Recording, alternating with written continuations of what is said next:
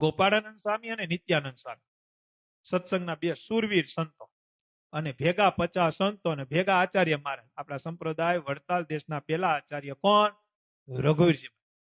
આ બધાય સુરત સત્સંગ કરાવવા માટે ગયા. મહારાજશ્રીની પધરામણી હતી અને અર્ધેશજી કોટવાલની ત્યાં બધાના ઉતારા. હવે અર્ધેશજી કોટવાલ એટલે મહારાજે જેને પોતે કંઠી બાંધેલી એમ. પણ આચાર્ય મહારાજનો એટલો મહિમા નહોતો એને. રઘુવીરજી મહારાજનો એટલો બધી મહિમા ન હોય ને, પણ જેટલો મહારાજનો મહિમા હતો ને એનથી 1% વધુ એને ગોપાળાનંદ સ્વામી અને નિત્યાનંદ સ્વામીનો મહિમા. કેનો? અર્ધેશજી કોટવાલ.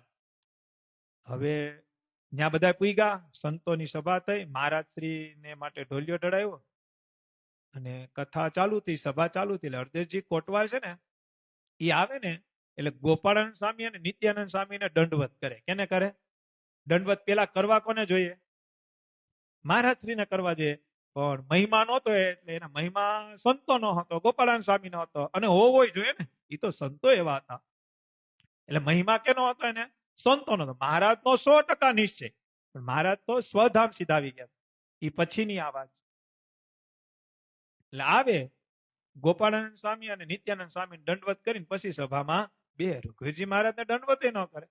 1 દી 2 દી 3 દી થયા. ગોપાળાનંદ સ્વામી અને નિત્યાનંદ સ્વામી બે પોતાની કુટીરમાં ઉતારે હતા. ઉતારે હતા ને એટલે નિત્યાનંદ સ્વામી કીધું કે ગુરુ. તો કે હા. ગોપાળાનંદ સ્વામી કે રસ્તો થોડોક ઊંધો નથી પડતો એમ અર્ધેશજી કોટવાલનો એમ.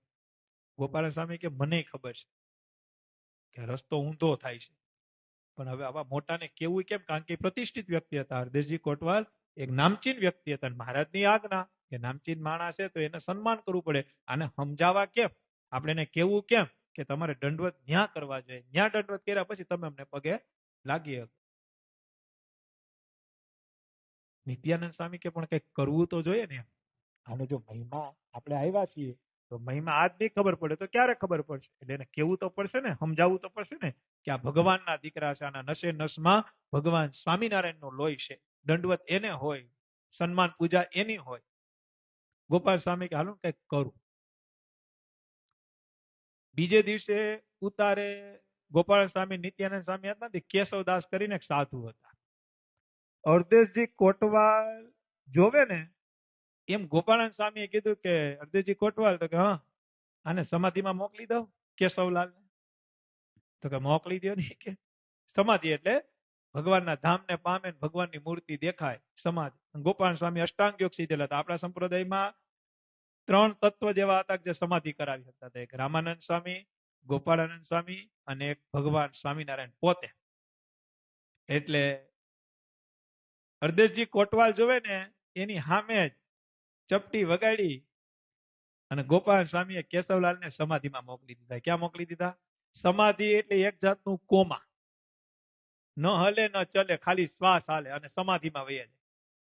હરદેશજી કોટવાલને તો ખબર હતી કે ગોપાલ સ્વામી તો બહુ મોટી હસ્તી છે, ભગવાન જેવી સામર્થ્ય છે. આખો દી સમાધિમાં રહ્યા. બીજે દિવસે હરદેશજી કોટવાલ આવ્યા ને સમાધિમાં જ હતા. અરે સ્વામી, હા હજી હા એ કે ભલે રહ્યા સમાધિમાં. એ કે મને વાંધો નથી, પણ આવે અત્યારે ઉઠાડી દો એમ. તો કે નહીં ભલે રહ્યા. ગોપાલ સ્વામી બીજો દી વયો ગયો, ત્રીજો દી આવ્યો. હરદેશજી કોટવાલ જોયું તો કેશવદાસ તો હજી સમાધિમાં. એ કે સ્વામી હવે પછી 3 દી થઈ ગયા. એ કે આને ઉઠાડો. તો કે હું સમાધિમાં મોકલી શકું, સમાધિમાંથી લાવવું હોય ને એ આપણાથી ન થાય. કોણ કે? તાકાત તો હતી જ એને, પણ મહિમા સમજાવો તો એને સામર્થ્ય તો હતી. વ્યાજે દઈ શકતા, એ લઈ શકે કે ન લઈ શકે? એમ સમાધિમાં મોકલા એ પાછા સમાધિમાંથી બહાર કાઢી શકે. પણ આને મહિમા મૂળ શું હતો કે રઘુવીરજી મહારાજનો મહિમા સમજાવો હતો કે આચાર્ય કોણ છે, આ ધર્મકુળ કોણ છે, અને આ ચરિત્રથી મારે તમારે બધાને સમજવાનું છે. સ્વામીને કે તો પછી તમે મોકલી શકો તો પછી તો આને. તો કે ઈ સામર્થ્ય આ રઘુવીરજી મહારાજની છે. રઘુવીરજી મહારાજની ઉંમર 18-19 વર્ષની. કેટલા વર્ષની? નાની ઉંમરમાં જ આચાર્ય હતા. જયારે આચાર્ય પદની સ્થાપના થઈ ત્યારે રઘુવીરજી મહારાજની ઉંમર 17-18 વર્ષની હતી અને અયોધ્યા પ્રસાદજી મહારાજની ઉંમર 21-22 વર્ષની હતી. હાવ નાની ઉંમર. એટલે મહિમા હતો ને એમાંય નામ દીધું આનું. હરદેશજી કોટવાલ કે રઘુવીરજી મહારાજ તો કે ઈ સામર્થ્ય એની છે, તમે એને કયો ને તો મેળ આવે. તો આ તો ગાદી ઉપર બેઠા હતા, કોણ? આચાર્ય રઘુજી મહારાજ. અને હરદેવજી કોટવાલ મહિમા પૂરો નહોતો પણ છતાં ગયા, સ્વામીની આજ્ઞા થઈ એટલે ગયા. જઈને કીધું કે રઘુજી મહારાજ, આ કેશવદાસ 3 દીતા સમાધિમાં ગયા છે, ગોપાલ સ્વામીએ સમાધિમાં મોકલા છે, પણ અત્યારે એમ કે છે કે સમાધિમાંથી હું ન લઈ આવ્યો, તમે લઈ આવ્યો, તો તમે કઈક કૃપા કરો ને, આ કેશવદાસ આવી જાય. હા, બાકી જાનહાની થઈ જાય, અને ઝાડા મળ મૂત્ર બધું બંધ થઈ જાય, તમે કઈક કરો ને. રઘુજી મહારાજ કે પણ અમે કેમ કરશું? એ કે હું એમ જ કઉ છું કે રઘુજી મહારાજ થી થોડુંક થાય એમ, પણ હવે એને કીધું તો તમે કઈક કરો ને. એટલે રઘુજી મહારાજ કે હું મારા દાદાને પ્રાર્થના કરી શકું, બીજું કઈ ન કરી શકું. અમારા દાદાને અમે પ્રાર્થના કરીએ કે હા તો ઈ કરો. અને રઘુજી મહારાજે કેશવદાસ ઉપર આમ હાથ મૂકીને કીધું, કેશવદાસ.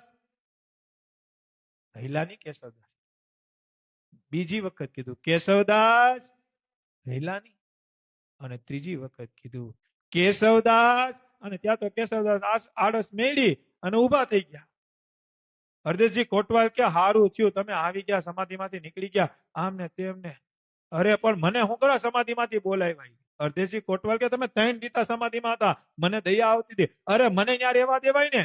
તો કે ન્યા શું હતું? હરદેવજી કોટવાલ, અરે ન્યા તો સુવર્ણ સિંહાસન, ભગવાન સ્વામિનારાયણ રાજાધીરાજ થઈને બેઠા, અને આ જે રઘુવીરજી મહારાજ છે ને, એને તો સ્વામિનારાયણ ભગવાન ખોડામાં રમાડે છે, રમાડે છે, રમાડે છે. અને હરદેવજી કોટવાલ કે શું વાત કરે?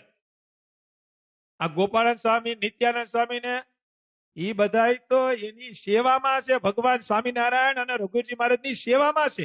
અરે હું વાત કરો? તો કે હા, આ ભગવાન સ્વામિનારાયણના દીકરા છે, એને ખોડામાં રમાડે છે. અને પછી હરદેવજી કોટવાલને એમ કે ઓહો, આ તો ભગવાન સ્વામિનારાયણના ખોડામાં રમે, એટલે આમાં ભગવાન સ્વામિનારાયણમાં લગાર એકનો ફેર નથી.